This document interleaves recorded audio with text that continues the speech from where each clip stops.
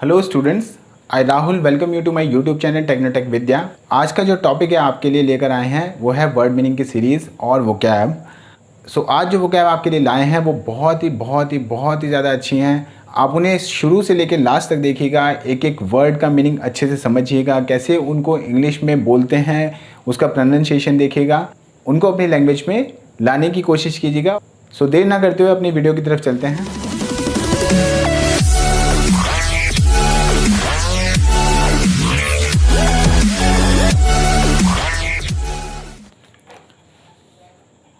Students, अपने पहले word की तरफ चलते हैं। हमारे पास पहला वर्ड है हमारे पास सलाह करना।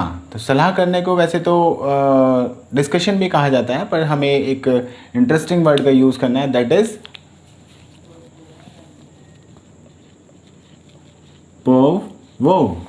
पोवो। नेक्स्ट वर्ड हमारे पास है असंतुष्ट। असंतुष्ट को अनसेटिस्फाइड भी कहते हैं, बट हम एक इसका जो सिनोनिम यूज़ करते हैं वो होता है माल कॉन्टेंट।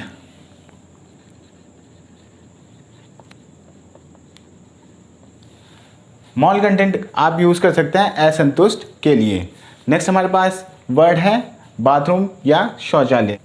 आप इसे इंग्लिश में टॉयलेट कहते हैं, या फिर इसके लिए एक जो इंप्रेसिव वर्ड यूज़ हम कर सकते हैं वो कहते हैं लेवेट्री। लेवेट्री की जगह पर आप दूसरे और इसके सिनोनिम्स होते हैं, बहुत ज़्यादा इंप्रेसिव होते हैं, आप उन्हें यूज़ कर सकते हैं। और जो इसके सिनोनिम है वो हैं रेस्ट रूम, वॉशरूम, या आप लेवेट्री का इस्तेमाल कर सकते हैं। नेक्स्ट हमारे पास वर्ड है लुभाना। लुभाने को कहा जाता है ल्यूर। किसी को अट्रैक्ट करना लुभाना कहलाता है, हम उसे इंग्लिश में कहते हैं ल्यूर। नेक्स्ट है कीटाणुहीन बनाना, किसी चीज़ के कीटाणु को मार देना, ये कहलाता है स्टेरिलाइज। स्टेरिलाइज करना कहलाता है। नेक्स्ट हमारे पास वर्ड है स्पर्शनीय। स्पर्शनीय मतलब जिसको आप छूकर देख सकते हैं। छूकर देखने वाली चीज़ को आप इंग्लिश में बोलते हैं पल्पेबल।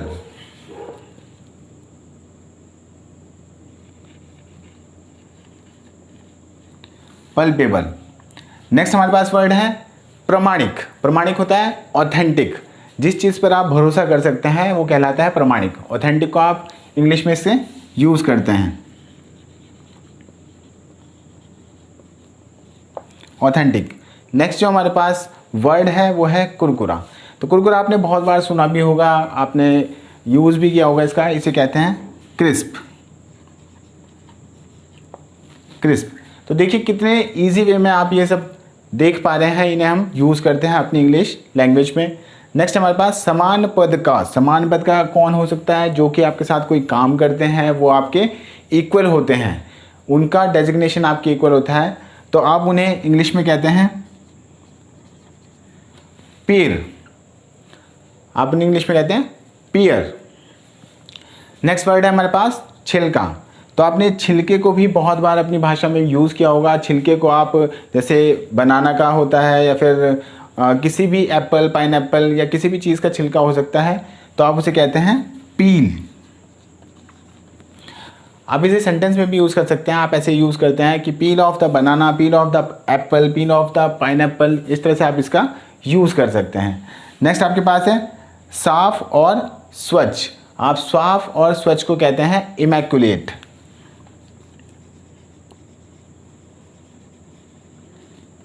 इमैक्युलेट ये बहुत इंप्रेसिव वर्ड होता है, आप इसका यूज़ अपनी लैंग्वेज में कर सकते हैं। नेक्स्ट है आपके पास निर्दोष। निर्दोष मतलब होता है कि जब हम किसी को दोष रहित बना देते हैं, इसे हम कहते हैं एक्वाइट। एक्वाइट। एक्वाइट होता है निर्दोष बनाना या फिर दोष रहित बनाना। नेक्स्ट है किसी व्यक्ति पर रोक लगाना। आपने आजकल सुना भी होगा, सभी पर रोक लगाई जा चुकी है, उसे कहा जाता है क्वारंटाइन। क्वारंटाइन स्पेशली तब किया जाता है यूज़ जब हम किसी एक व्यक्ति पर प्रोहिबिशन लगाते हैं, जब वो किसी इन्फेक्टेड डिजीज़ से ग्रसित होता है, तो किसी व्यक्ति पर रोक लगाना हम कहते हैं क्वारंटाइन।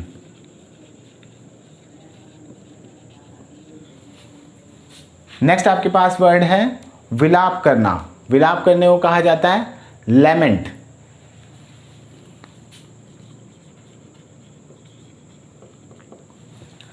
लैमेंट का भी आप यूज़ अपनी लैंग्वेज में कर सकते हैं। नेक्स्ट आपके पास वर्ड आता है बावजूद। बावजूद को हम इंग्लिश में कहते हैं डेस्पाइट। यहां पर बावजूद है तो इसे कहते हैं हम डेस्पाइट। नेक्स्ट वर्ड है हमारे पास अत्यधिक या फिर जबरदस्त। इसको इंग्लिश में कहा जाता है ओवरवेलमिंग।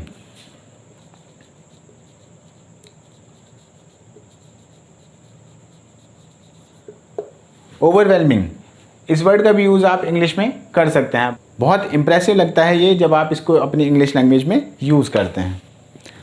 नेक्स्ट वर्ड है हमारे पास चालाक। चालाक के लिए आपने बहुत बार यूज़ किया होगा क्लेवर, बट क्लेवर की जगह हम आज से यूज़ करेंगे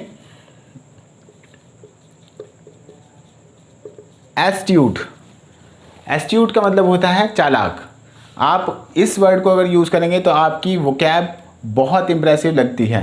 तो एस्ट्यूट यूज़ करेंगे हम चालाक के लिए। नेक्स्ट हमारे पास कपड़े या पोशाक। तो कपड़ों के लिए भी आपने बहुत सारे वर्ड यूज़ किए होंगे पहले, क्लोथ्स या फिर ड्रेस या और भी कुछ और यूज़ किया होगा। हम कपड़ों के लिए एक और इसका सिनोनिम यूज़ कर सकते हैं, दैट इज़ अटायर। ये बहुत इंप्रेसिव वर्ड होता है जिसको आप यूज़ करके अपनी लैंग्वेज को बहुत ज़्यादा इंप्रेसिव बना सकते हैं। तो अटायर यूज़ करेंगे तो बहुत इंप्रेसिव लगेगा। नेक्स्ट है आपके पास शादी के बाहर संबंध होना। आपने बहुत से लोगों को देखा होगा, बहुत सारे फ्लर्टी काइंड ऑफ पीपल होते हैं, तो उन लोगों के लिए आप यूज़ करते हैं वर्ड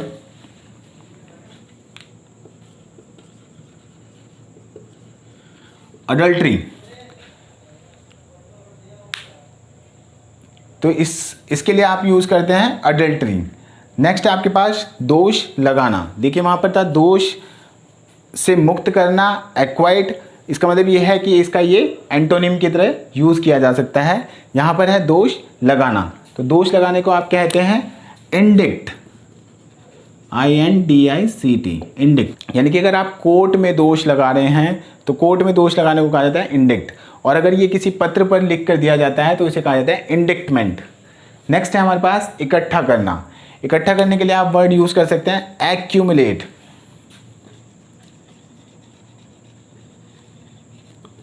एक्यूमुलेट, एक्यूमुलेट का मतलब होता है इकट्ठा करना। नेक्स्ट आपके पास वर्ड आता है गिराना। तो किसी चीज़ को नीचे गिरा देना कहलाता है इंग्लिश में स्पिल। स्पिल बहुत सिंपल वर्ड है और बहुत इंप्रेसिव भी लगता है। आप इसको यूज़ कर सकते हैं, जैसे कि इसने चाय गिरा दी है, he spilled the tea। Next है आपके पास देशव्यापी महामारी। तो देशव्यापी महामारी जैसे कि आप देख भी रहे हैं आजकल, देशव्यापी महामारी, सॉरी देशव्यापी नहीं रही, अब तो ये विश्वव्यापी हो गई है, उसका भी आपको वर्ड आगे मिलेगा। देशव्यापी महामारी को कहा जाता है पेंडेमिक।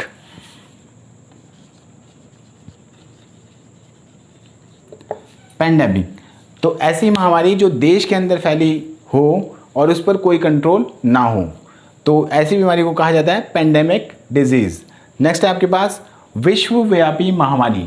तो देखिए इससे ही मिलता जुलता इसका वर्ड होता है, वो होता है एपिडेमिक।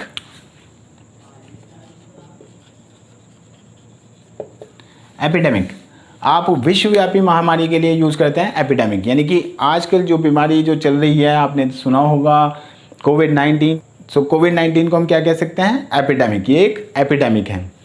नेक्स्ट हमारे पास वर्ड है 10 वर्ष का समय। तो इसके लिए आप यूज़ करते हैं डिकेड। डिकेड ये कुछ वर्ड्स हैं जिन्हें आप अपनी लैंग्वेज में यूज़ कर सकते हैं और अपनी लैंग्वेज को बहुत ज़्यादा इंप्रेसिव बना सकते हैं। इन वर्ड्स को बहुत अच्छे से याद करिए, इनका यूज़ सेंटेंसेस में करिए। और एक और चीज़, जब आप इनको नोट करें तो ऐसे ही नोट करें जैसे कि ये बताए गए हैं। ऐसे करने से ये होगा कि आप जब इंग्लिश में ट्रांसलेट कर रहे होते हैं, अपने सेंटेंस होते हैं, तब आपको याद करने की ज़रूरत नहीं होती कि इसको इंग्लिश में क्या कहते हैं। सो स्टूडेंट्स, अगर आपको वीडियो पसंद आई है, आपने वोकैब को अच्छे से देखा है और आपको लगता है कि ये इम्प्रेसिव वर्ड्स थे जो आप अपनी लैंग्वेज में यूज़ कर सकते हैं, तो वीडियो को लाइक करिए, शेयर करिए, और अगर आप चैनल पर नए हैं तो चैनल को सब्सक्राइब कर लीजिए, बेल आइकन को प्रेस कर लीजिए ताकि आपको आने वाली वीडियोज़ की अपडेट मिलती रहे। नेक्स्ट वीडियो में दोबारा से हम मिलेंगे, तब तक के लिए गुड बाय।